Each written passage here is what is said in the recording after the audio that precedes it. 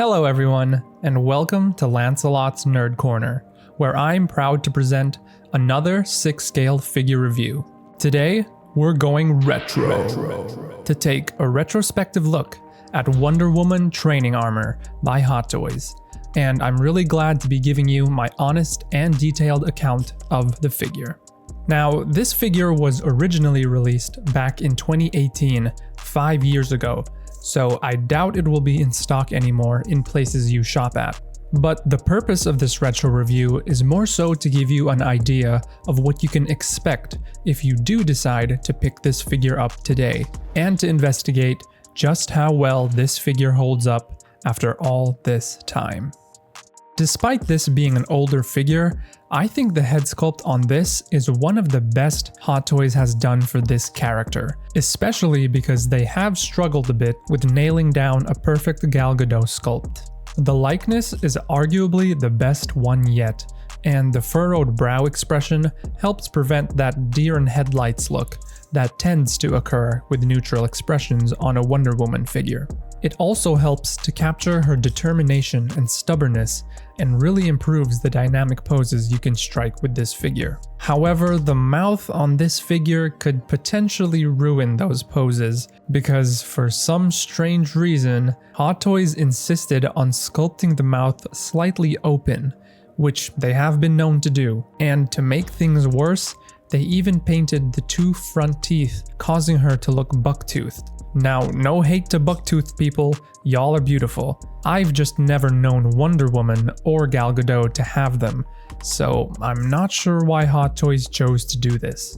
It is a very small part of the head sculpt though, and it's easy to ignore, but once you've seen it, it's hard to unsee. The paint application on the face and hair are exceptional, and definitely up to Hot Toys standards, even if those standards are a bit older. The skin tone looks accurate, and the attention to detail with the subtle eye makeup is realistic and a very nice touch. The skin texturing might seem a bit soft compared to other figures, but that could be for screen accuracy to adhere to the makeup applied in the film. Last but certainly not least, the hair is sculpted in a gorgeous long braid, as seen on screen, and helps to elevate the head sculpt. Hot Toys has struggled with rooted hair Wonder Woman figures in the past, and the sculpted hair on this figure shows just how good they can make a Gal Gadot head sculpt when there isn't messy, frizzy hair detracting from it. The hair in front is elegantly pulled back, and you can clearly see different layers alternating on top of one another in the braid, ending in a small hairband. Although the hair does have a bit of flexibility, it still retains its mostly stiff nature, which is expected with sculpted hair. However, this hairstyle does allow for better articulation of the head, since the hair is pulled back behind the shoulders.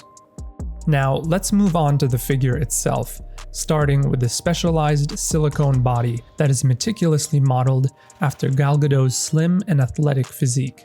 It's entirely seamless except for the legs, which are pegged in but still hidden by the skirt. Subtle skin texturing and musculature throughout the body brings it to life and avoids a doll-like look. There are faint seam lines on the arms and shoulders, but thankfully they aren't overly distracting and don't take away from the overall appearance. And I'm happy to report that the entire body is still in impeccable condition, even after 4 years in the box. There are no signs of damage, discoloration, or cracking whatsoever, with the joints still stiff and offering a great range of motion. However, one little flaw is that the right ankle is pegged in improperly, causing the figure's balance to be a bit off. Now, let's take a look at the costume, where simplicity meets elegance, with this entire ensemble perfectly capturing the beauty and strength of an Amazonian in training. The deep gold breastplate is made of hard plastic and is sculpted with details like layered straps on the left side and buttons on the back. Interestingly, the armor's texture almost resembles fur, which is screen accurate, and has a subtle metallic shine, adding an extra touch of realism. On the right side is a large strap that runs across the body multiple times, starting from the chest and wrapping all the way around to the right hip. While it is painted and sculpted to resemble leather, it is made of plastic, yet still replicates the worn and weathered appearance. Below the armor is a short skirt made of a soft silky fabric, and features a pleated design just like in the film. It's painted in a dark beige tone and exhibits tremendous weathering, patches of dirt, and several dark spots that truly embodies the countless hours of training Diana endures. And while it may seem a bit too short, the length is movie accurate, even down to the shorter area on the right leg. Around both wrists are the familiar silver gauntlets present on other Wonder Woman figures. Despite being made of plastic, they convincingly resemble metal thanks to the fantastic paint application, while the intense weathering makes them appear truly lived in. The gold accents, intricate inlays, and sculpted straps on the inside serve to further elevate their authenticity. Lastly, unlike gauntlets on other figures, these ones don't restrict the articulation of the hands.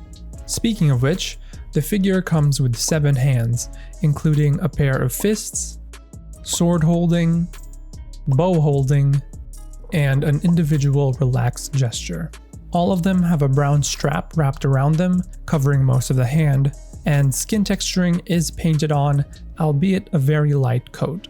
It's also worth noting that the hands are oddly smaller than the standard Hot Toys hands and those of other Wonder Woman figures. Finally, let's take a look at the boots. These gladiator-style boots are high-heeled and feature a spine of several straps running down the calf.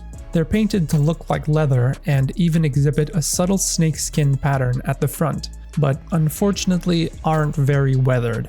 They're also made of hard plastic, which limits the ankle mobility to some extent, and the exposed peg and screw are quite unsightly. So while posing dynamically is definitely still achievable, it may prove a bit challenging. Now that we've covered the entire figure, let's take a look at all the accessories the figure comes with. The figure comes with the 7 hands we already covered, as well as a display base, shield, sword base, bow, 3 arrows, 2 bracers, and an arm bandage. The display base is the rectangular Hot Toys base that used to be more common in the past. It features a panel in the front displaying the name of the figure, along with ember effects. On the right side of the panel are 3 golden stars, while the left shows a sculpted Wonder Woman logo. And lastly, the display base uses a standard crotch grabber. The shield is a stunning piece of 6-scale craftsmanship, with intricate details adorning the surface. There's a mesmerizing pattern that runs around the shield's edge, while the middle features a golden sun with dozens of thin rays radiating outward. The shield's 2 straps on the inside are slightly big for the forearm, making it a bit loose, but also easy to insert. The Godkiller sword is my personal favorite accessory. The sculpt work on the inscription along the fuller is intricate and very weathered, as if it has slain many gods. The grip of the sword features a design of 2 intertwining golden dragons, with their tails as the pommel and meeting at the blade as the crossguard. Both the sword and shield are made of plastic, and when paired together, make Diana look ready to face off against Ares. Alternatively, the Godkiller sword can also be slotted into the golden base it comes with. It's made of hard plastic with a screen-accurate swirly design. It exudes a golden and slightly shimmery finish. However, it's worth noting that there's no weathering throughout, which seems a bit peculiar considering it's constantly exposed to the elements in the movie. The bow has beautifully sculpted details on the tips, limbs, and grip, and is painted black with striking gold accents. The bowstring is made of real elastic string that can be pulled back, adding an extra level of realism to your poses. The arrows are equally as beautiful and have red and gold bands going down the black arrow shaft. The fletching is sculpted out of hard plastic, and the tip is quite pointy, so be careful when handling them.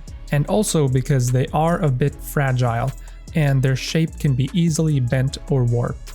The second pair of bracers are sculpted identical to the standard ones, except this pair is painted completely differently. They're meant to look translucent with an orange/pinkish tint, mimicking when Wonder Woman slams them together. Lastly, the arm bandage is a small band that can be placed on either arm, but for screen accuracy would be placed on the left. It's made of soft rubber and has sculpted brown straps that wrap around over white padding. While this particular Wonder Woman costume may not be very iconic or recognizable, it still boasts a cool and unique look of the character from the 2017 film. The silicone body holds up without any damage.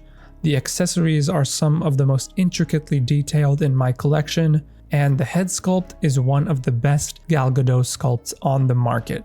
Overall, this figure still holds up incredibly well compared to more recent releases, and is still a great pickup for Wonder Woman fans, even after all this time. Thank you so much for watching. If you found this retro review helpful, feel free to like and subscribe. I hope you have a great day, and I will see you in my next video.